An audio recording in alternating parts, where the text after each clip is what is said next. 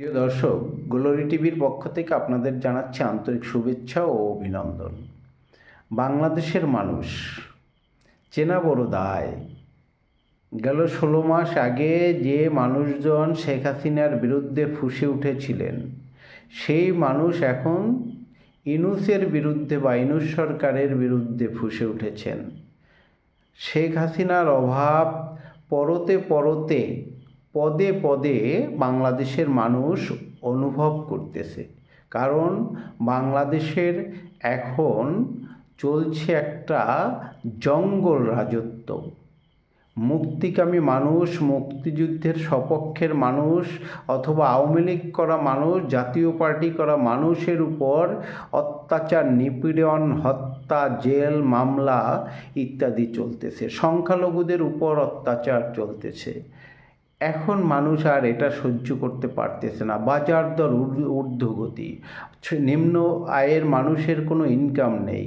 এখন আর এটা সহ্য করতে পারতেছে না। তাই গেল দিন ভোলাতে 3 জন উপদেষ্টা গিয়েছিলেন, বাণিজ্য উপদেষ্টা, বিদ্যুৎ উপদেষ্টা এবং শিল্প উপদেষ্টা। তাদেরকে মানুষ মারমুখীভাবে তাড়া করেছেন একটা ব্রিজের উদ্বোধন নিয়ে, মানে কাজের শুরু নিয়ে।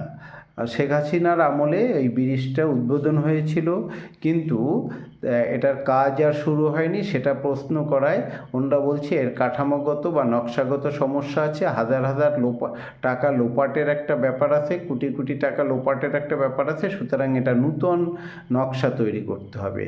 তখন ওই জায়গায় যে উপস্থিত জনগণ ছিল তারা তাদেরকে তেড়ে মারতে গিয়েছেন এবং তারা ভয়ে সড়কপথে ঢাকা না গিয়ে তারা স্বরাষ্ট্রমন্ত্রীকে অনুরোধ করে হেলিকপ্টার এনে তারপরে তারা ঢাকাতে গিয়েছেন।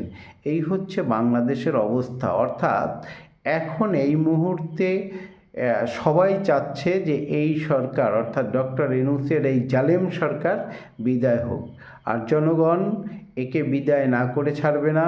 16 তারিখ 17 তারিখ এই জন্য কমপ্লিটলি শাটডাউন ডাকা হয়েছে বাংলাদেশে। আশা করি মুক্তিকামী মানুষ এতে অংশগ্রহণ করবে এবং যতদিন না পর্যন্ত ইউনূস সরকারের বিদায় হবে ততদিন তারা রাজপথে থাকবে, নতুবা বাংলাদেশের মানুষ কিন্তু মুক্তি পাবে না। $332 বিলিয়ন দেনা হয়ে গেছে। সুতরাং বাংলাদেশের অবস্থা এখন খুব খারাপ। এই ইউনূসকে বিদায় নিতে হবে, বিদায় দিতে হবে। সবাই ভালো থাকবেন, সুস্থ থাকবেন।